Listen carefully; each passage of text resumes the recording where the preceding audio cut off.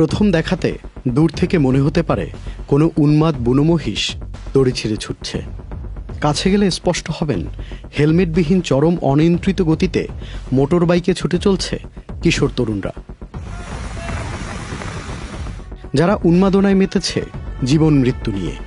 এদের অভিভাবকরা তাদের এই উন্মাদনার দৃশ্য চোখে দেখলে হয়তো প্রতিদিনের প্রার্থনায় বেঁচে থাকার দোয়া করতেন। আমরা এমন কয়েকটি ভিডিও অভিভাবকদের দেখিয়ে তাদের অনুভূতি সম্পর্কে জানতে চেয়েছিলাম। এইরকম সন্তান না থাকতে মরে যাওয়া ভালো। মানুষ এই সন্তানের জন্য জীবিত থাকে, তার ভবিষ্যতে সে সন্তান যদি মরে যায় তাহলে আমার কি থাকে। বাবা মা হিসাবে আমার এটা কঠিন আঘাত লাগতো। আমার মানে ওইসব ছেলের চেহারা দেখতেও খারাপ লাগতো। বাবা হিসাবে কেসারেন শেকড় থেকে শিখরে। এই উন্মাদনার কারণ হিসেবে সচেতন তরুণরা মনে করছেন পারিবারিক শিক্ষার অভাব, সোশ্যাল মিডিয়ায় ভিডিও প্রকাশ করে ভিউ কামানোর প্রতিযোগিতা সহ স্থানীয় পর্যায়ে শোডাউন প্রভাব দেখানোর উদ্দেশ্যেই এমন করছে তারা। অনেক সময় তরুণীদের আকৃষ্ট করার জন্য এমন উন্মাদনায় মেতে থাকে তরুণ বাইকাররা। পারিবারিক শিক্ষাটা অনেক বড় একটা ব্যাপার। যদি পারিবারিক শিক্ষা না থাকে, ও অ্যাক্সিডেন্ট করবে, আবার বেরোবে, আবার সুস্থ হবে, আবার এভাবেই গাড়ি চালাবে। যদি মারা যায় তো গেল, আর না হলে আপনি যতই বলেন এদের মানে টানে এই কথাগুলো যায় না। এরা আসলে সামান্য কিছু ভিউর জন্য এই ভিডিওগুলো করে। আমার মেসেজ থাকবে এই ভিউ হচ্ছে তার জান অনেক মূল্যবান, যার নিজের সেফটি মানুষের সেফটি মেনটেন করে সবাই খান। সামনে দিয়ে আসে এসে এমন একটা বাউলি দেয়, মনে করেন আমরা আমাদের নিয়ন্ত্রণ হারাই ফেলাম।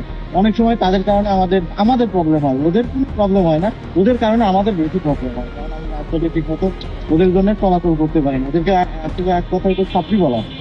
নানা সময় অতিরিক্ত শব্দ দূষণের শাস্তি ভোগ করার ভিডিও চোখে পড়লেও তারা এগুলো তোয়াক্কা না করে ক্রমাগতই বেপরোয়া হয়ে উঠছে। ওই যে গাড়িটা যখন চালা এমন জোরে স্পিড টান দেয়, মানে ডানে বামে রানিং, মানে সামনে পিছনে যে গাড়ি আছে কিনা এটা ওদের আর কোনো তাল নেই। তবে অভিভাবকেরা মনে করছে রাষ্ট্রীয়ভাবে আইনের নজরদারি ও সচেতনতামূলক ক্যাম্পেইন আরও বাড়াতে হবে। বোঝাতে হবে হেলমেট ছাড়া মোটরসাইকেল চালানো আইনত দণ্ডনীয় অপরাধ এবং দুর্ঘটনার সময় হেলমেট না থাকলে মৃত্যু ঝুঁকি বাড়ে। পাশাপাশি অর্থদণ্ড, লাইসেন্স বাতিল বা কারাদণ্ড হতে পারে। এসব বিষয়ও তাদের বোঝাতে হবে।